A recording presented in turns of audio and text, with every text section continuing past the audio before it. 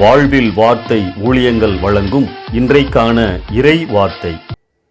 இயேசு கிறிஸ்துவின் இணையற்ற நாமத்தில் இந்த காலை வேளையிலே மகிழ்ச்சியோடு உங்களை வாழ்த்துகிறேன்.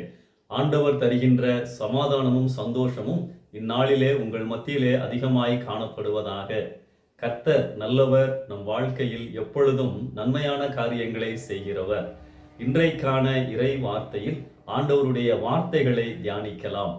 தானியேல் 3ஆம் அதிகாரத்தில் ஷாத்ராக், மேஷாக், ஆபேத்நேகோ என்ற 3 வாலிபர்களுக்கு வந்த சோதனைகளை பார்க்கின்றோம். இந்த சோதனையில் இந்த 3 வாலிபர்களும் வெற்றி பெற்றார்கள். ராஜா நிறுத்தின பொற்சிலையை வணங்க மாட்டோம், எங்கள் தேவன் பெரியவர், எங்களை விடுவிப்பார், அப்படி விடுவியாமல் போனாலும் நாங்கள் இந்த சிலையை வணங்க மாட்டோம், அக்கினியில் எரியப்படுவதற்கும் ஆயத்தம். இதுதான் அந்த 3 வாலிபர்கள் எடுத்த தீர்மானம். இந்த நிகழ்வு நமக்கு பல ஆவிக்குரிய உண்மைகளை கற்றுக் கொடுக்கின்றது. 5 காரியங்களை உங்கள் மத்தியிலே பகிர்ந்து கொள்ள விரும்புகிறேன். முதலாவது, அற்புதங்கள், அடையாளங்கள், உலக பிரகாரமான ஆசீர்வாதங்கள், இவைகளுக்காக மட்டும் நாங்கள் ஆண்டவரை நம்பவில்லை, ஆராதிக்கவில்லை, தேவனோடு ஐக்கியமாய் இருக்கவில்லை. நாங்கள் எங்கள் தேவனை நேசிக்கின்றோம், எனவே அவருடைய வார்த்தைகளுக்கு கீழ்ப்படுகிறோம். இரண்டாவது, அக்கினியின் அனுபவங்கள் நமக்கு ஆண்டவருடைய பிரசன்னத்தை நெருக்கமாக நமக்குள் கொண்டு வருகின்றன. அக்கினியின் நடுவே அவர்களோடு ஆண்டவருடைய பிரசன்னம் இருந்ததை நாம் அறிந்து கொள்கின்றோம். அங்கே இருந்த மற்றவர்களும் அதை பார்த்தார்கள். ஆம், கடினமான நேரங்களில் ஆண்டவர் நம்மோடு நெருக்கமாக இருப்பதை, நமக்குள் இருப்பதை நாம் உணர முடியும். கடினமான நேரங்களில் ஆண்டவரும் நம்மோடுதான் இருக்கிறார் என்பதை நாம் உணர்ந்து கொள்ள வேண்டும். மூன்றாவதாக, அவர்கள் எப்படி அக்னிக்குள்ளதாக எரியப்பட்டார்கள்? கைகளையும் கால்களையும் கட்டி அவர்கள் எரியப்பட்டார்கள். ஆனால் வெளியே இருந்து பார்த்தவர்கள் இவர்கள் உலாவிக் கொண்டிருப்பதை பார்த்தார்கள். ஆம், அக்கினியின் அனுபவங்கள் நம் கட்டுகளிலிருந்து நம்மை விடுவிக்கின்றது, நம் கட்டுகளை உடைக்கின்றது, விடுதலை கொடுக்கின்றது.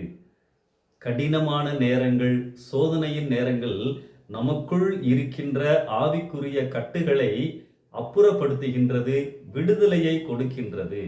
இதுவரைக்கும் சில காரியங்களில், சில சூழ்நிலைகளில், சில பகுதிகளில் நான் கடினமாக உணர்ந்து இருந்தாலும் அந்த அக்கினியின் சோதனைகள் எனக்கு லெகுவாக நடப்பதற்கு பயிற்றுவிக்கின்றது. நான்காவதாக, இந்த சோதனையின் மூலம் ஆண்டவருடைய நாமம் மகிமைப்பட்டது. எப்பொழுதுமே ஆண்டவர் நம் மூலமாக மகிமைப்படுகின்ற ஆண்டவர். மேலும் இந்த 3 பேரும் தங்கள் வாழ்க்கையில் உயர்வை பெற்றார்கள், வாழ்வின் அடுத்த நிலையை கடந்து வந்தார்கள். ஆண்டவர் எப்பொழுதுமே பாடுகளின் வழியாக நம்மை அடுத்த நிலைக்கு கொண்டு செல்லுகின்றவர், நன்மையான காரியங்களுக்கு உயர்த்துகின்றவர். ஐந்தாவது, யோசித்து பாருங்க, இந்த 3 பேரும் எங்கே இருக்கிறார்கள்? வெளிநாட்டிலே இருக்கின்றார்கள். இவர்களுடைய மதத்தை, இவர்கள் வழிபடுகின்ற தெய்வத்தை வணங்காத மக்கள் அதிகம். இவர்களுக்கு நம்மை போல ஆலயம் செல்வதற்கு வாய்ப்பு கிடையாது, ஆவிக்குரிய பிரசங்கங்களை கேட்பதற்கு வாய்ப்பு கிடையாது, விசுவாசிகளோடு ஐக்கியம் கிடையாது, தேவனுடைய வார்த்தைகள் அவர்களுடைய கரங்களிலே கிடையாது. இருந்தாலும் அவர்கள் ஆண்டவருக்காக வைராக்கியமாக இருந்தார்கள் என்று சொல்லி நாம் பார்க்கின்றோம். அன்பானவர்களே, இந்நாட்களில் நமக்கு எவ்வளவு வாய்ப்புகளை ஆண்டவர் கொடுத்திருக்கிறார்.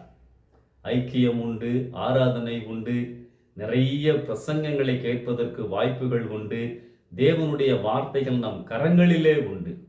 இவ்வளவு இருந்தும் நாம் எந்த அளவிற்கு ஆண்டவர் மேல் வைராக்கியமாக இருக்கிறோம்? பாவ சூழ்நிலைகளில் எப்படி நாம் பரிசுத்தமாய் வாழ்கிறோம்?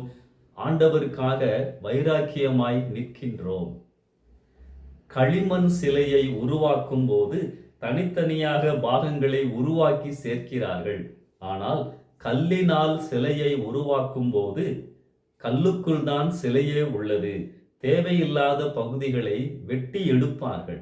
ஆம், எனக்குள் ஆண்டவருடைய சாயல் உருவாகுவதற்காக சோதனைகள், கடினமான நேரங்களின் வழியாக ஆண்டவர் நமக்கு தேவையில்லாத பகுதிகளை வெட்டி எடுக்கிறார். இதைத்தான் நாம் சரியாய் புரிந்து கொள்ள வேண்டும். ஒரு எதிர்பாராத காரியங்களோ, மனதை உடைக்கும் காரியங்களோ, சோதனைகளோ வருகின்ற பொழுது ஆண்டவர் ஏதோ ஒரு காரியத்தை வெட்டி எடுப்பதற்காய் இதை அனுமதித்திருக்கிறார் என்ற உணர்வு நமக்கு இருக்க வேண்டும்.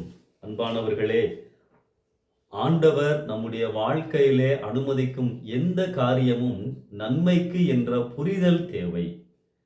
அன்றியும் அவருடைய தீர்மானத்தின்படி அழைக்கப்பட்டவர்களாய் தேவனிடத்தில் அன்பு கூறுகிறவர்களுக்கு சகலமும் நன்மைக்கு ஏதுவாக நடக்கிறதென்று அறிந்திருக்கிறோம். ரோமர் 8:28 பவுல் நிச்சயத்தோடு எழுதுவதை நாம் இங்கே பார்க்கின்றோம். ஆம், அக்கினியின் அனுபவங்கள் நம்மை அழகாக ஆண்டவருடைய சாயலாக உருவாக்குகின்றது. நாம் அழகாக அவரை போல மாறுவதற்காக தேவையில்லாத காரியங்களை ஆண்டவர் அப்புறப்படுத்தி கொண்டே இருக்கின்றார்.